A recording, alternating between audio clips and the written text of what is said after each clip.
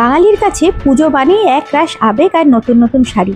আর সেই পুজোর সকালেই যদি এমন একটা অসম্ভব সুন্দর flower embroidery soft cotton sari পরা যায়, সেটাও আবার মাত্র 400 টাকারও কমে, তাহলে কেমন হয় বলো তো? হ্যাঁ, একদম ঠিক শুনেছো, আমি মেশো থেকে শাড়িটা নিয়েছি 400 টাকারও কমে।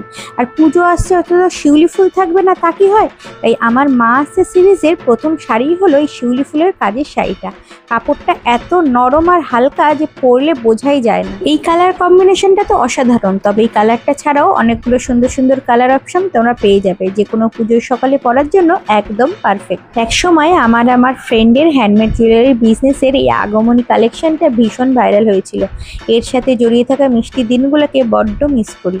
আজকে শাড়ির সাথে সেই পুরাতন নস্টালজিয়াকে আবার সাজিয়ে নিলাম। কেমন লাগছে অবশ্যই জানিও। তাহলে পুজোর শপিংয়ে আর দেরি না করে ঝটপট আবার কমেন্ট বক্সের লিঙ্ক লিখলে কিন্তু এই সুন্দর শাড়িটা তোমাদের বাড়িতে চলে আসবে।